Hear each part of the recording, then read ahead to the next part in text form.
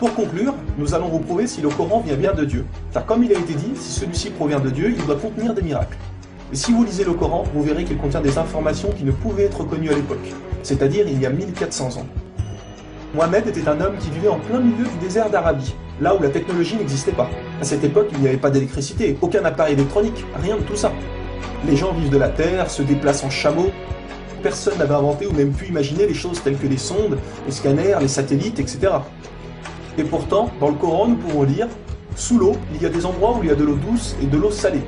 Et entre les deux se trouve une barrière invisible qui empêche les deux eaux de se compénétrer. C'est-à-dire que le sel de l'eau salée ne va pas dans l'eau douce. Ces barrières les empêchent. Les océanologues comme Jacques-Yves Cousteau ont découvert cela récemment grâce aux sous-marins où ils ont pu faire des prélèvements d'eau, etc. Qui, il y a 1400 ans, en plein milieu du désert, pouvait savoir qu'il y a des barrières invisibles dans l'océan? Il est écrit dans le Coran que l'univers est en expansion continuelle, c'est-à-dire que celui-ci ne cesse de grandir. Les étoiles s'éloignent les unes des autres constamment. C'est en 1920, grâce aux appareils très perfectionnés, tels que les télescopes puissants, que nous avons pu savoir que l'univers était en expansion continuelle. Qui, il y a 1400 ans, pouvait connaître cette information? Nous savons aujourd'hui que les montagnes sont comme des piliers et possèdent des racines.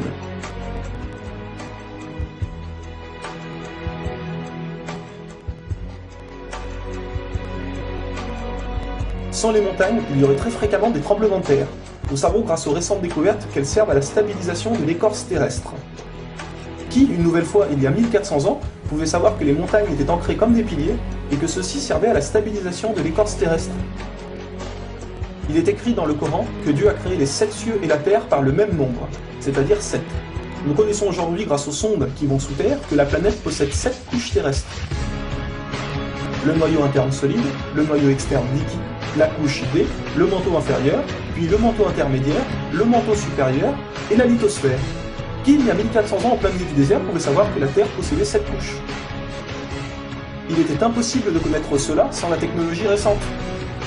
Il est aussi mentionné que les plantes ont des sexes, mâles et femelles. La découverte de la sexualité des plantes fut réalisée par Rudolf Jacob Comé-Marius entre 1660 et 1720. Le Coran explique étape par étape l'embryologie, c'est-à-dire comment un enfant se développe dans le ventre de sa mère. Le professeur Ketmour, qui a aussi le prix Nobel au Canada de l'embryologie, a confirmé que cela se passait exactement comme indiqué dans le Coran, et a affirmé que ces faits ne pouvaient être connus il y a 1400 ans, et que par conséquent, ces informations avaient été révélées à Mohammed par Dieu. Un exemple, le Coran explique qu'à un moment, le fœtus a la forme d'une sangsue dans le ventre de sa mère. Et si on regarde des images des scanners, nous nous rendons compte que l'embryon a exactement la forme d'une sangsue et qu'il s'accroche à une paroi du corps comme le fait une sangsue. Le mot le plus adapté pour décrire cela est sangsue. Vous voyez comment les versets coraniques s'accordent parfaitement avec la science d'aujourd'hui? Pour savoir cela, il a fallu attendre l'arrivée de scanners, de caméras, etc. Qui, il y a 1400 ans, pouvait décrire en détail les étapes de l'embryologie?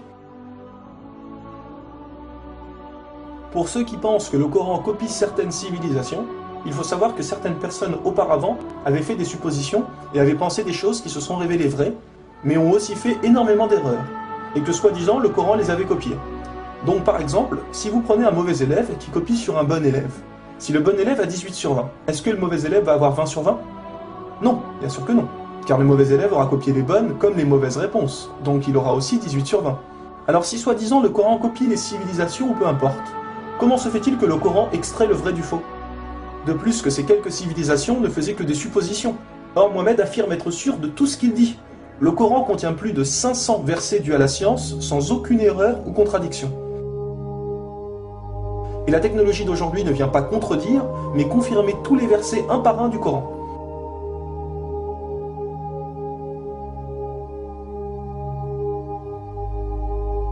Il est écrit dans le Coran que les fourmis parlent. Nous l'avons confirmé en 2009 grâce aux appareils auditifs puissants. Un homme ne peut entendre ces bruits à l'oreille nue comme ça.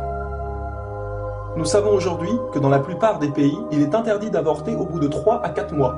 Car après 4 mois, la science explique que le bébé commence à vivre, et que cela donc est considéré comme un crime. En islam, il est dit que Dieu insuffle l'âme dans le corps du bébé au bout de 120 jours, donc 4 mois.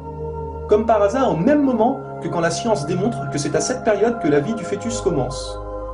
Pour savoir que la vie du bébé commence à 4 mois, il a fallu attendre une nouvelle fois l'arrivée de scanners, IRM, caméras miniatures, etc.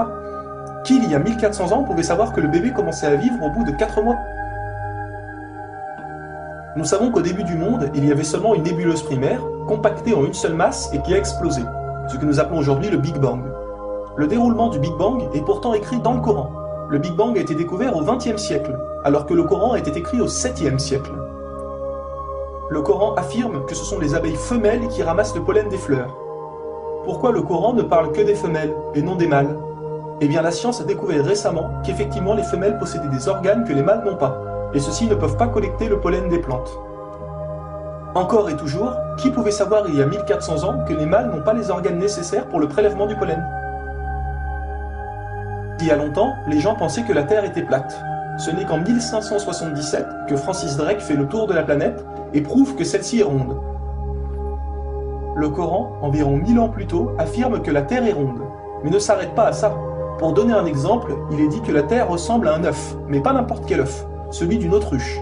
Et si vous regardez un œuf d'autruche, vous verrez qu'il n'est pas tout à fait rond, mais qu'il est aplati en haut et en bas. Celui-ci est de forme géosphérique. Et nous savons aujourd'hui que la Terre non plus n'est pas tout à fait ronde, mais qu'elle est aplatie au niveau des pôles. Et donc qu'elle est également de forme géosphérique.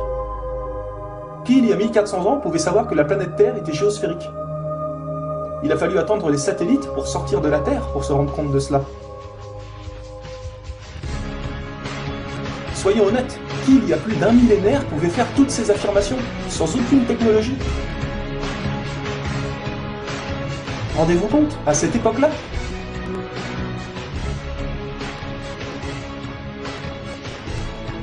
Et soyez conscients que je n'ai donné que quelques exemples, il y a plus de 500 versets qui parlent de science sans aucune erreur. Le Coran parle d'astronomie, de biologie, de physique, de géologie, etc. Ça ne s'arrête pas là. Le Coran ne comprend pas seulement des miracles scientifiques, mais des miracles linguistiques ou numériques. Par exemple, le mot terre apparaît 13 fois dans le Coran, et le mot mer apparaît 32 fois. Additionnez 13 plus 32, cela vous donne 45. Si l'on met cela en pourcentage, 32 fois le mot mer sur 45 donne 71%. Et c'est exactement le pourcentage que la mer recouvre sur la surface de la Terre. La mer recouvre 71% de la surface de la planète.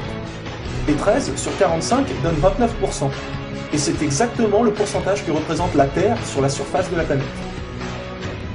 Croyez-vous vraiment que cela vient du hasard? Le mot paradis apparaît 77 fois. Et devinez quoi? Le mot enfer apparaît aussi 77 fois. Le mot foi apparaît 25 fois. Le mot mécréance apparaît 25 fois. Le mot dunya, qui signifie le monde d'ici-bas, apparaît 115 fois. Akira, qui signifie le monde de l'au-delà, apparaît 115 fois. Le mot ange, 88 fois. Le mot diable, 88 fois. Les hommes, 23 fois. Les femmes, 23 fois. La vie, 145 fois. La mort, 145 fois. Bonne œuvre, 167 fois. Les péchés, 167 fois. Les 7 cieux apparaissent 7 fois. Et il y a encore plein et plein d'autres exemples.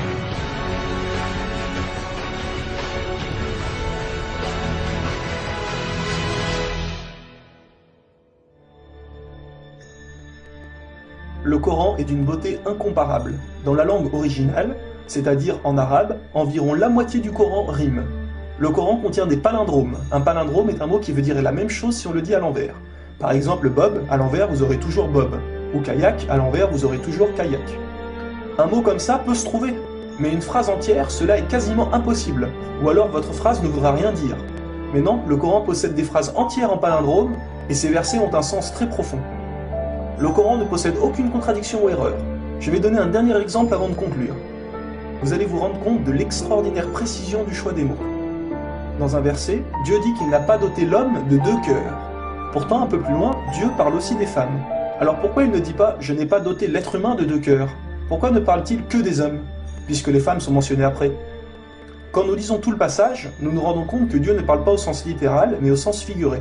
Il explique que l'homme ne peut pas être croyant ou non-croyant, c'est l'un ou l'autre, les deux ne peuvent pas coexister. Ou on a la foi, ou on l'a pas. Mais si nous prenons ce verset au sens littéral, est-ce vrai? Oui, bien sûr, l'homme ne possède qu'un seul cœur. Mais pour les femmes, elles peuvent être enceintes, n'est-ce pas? Et quand elles sont enceintes, combien de cœurs possèdent-elles? Vous vous rendez compte de ça? Si Dieu avait mis l'être humain au lieu du mot homme, un petit malin aurait pu dire « Hé, il y a une contradiction! Si on prend cette phrase au sens littéral, la femme peut avoir 2 cœurs quand elle est enceinte. » Mais non, même au sens littéral, cette critique est impossible. Que ce soit au sens littéral ou figuré, le Coran est inattaquable. Rendez-vous compte de la précision des mots. Il y a encore plein d'autres choses, mais cela prendrait énormément de temps de tout mentionner. Si cela vous intéresse, il existe de nombreuses conférences réalisées par des savants qui ont été filmées et qu'on peut trouver sur internet, telles que la parole divine de Nouman Ali Khan. Vous avez bien la preuve que le Coran ne peut que venir de Dieu et non d'un être humain. Comment se fait-il que la technologie d'aujourd'hui, la plus développée qui soit, ne puisse créer un seul animal ou plante? Ce que Dieu a créé, nous sommes incapables de le réaliser. Tout ce que nous construisons ne sont rien en réalité face à la nature. Dieu dit dans le Coran, pour ceux qui recherchent des preuves, regardez autour de vous, regardez la nature, l'être humain, l'eau, le soleil. Il y a là des preuves pour ceux qui réfléchissent.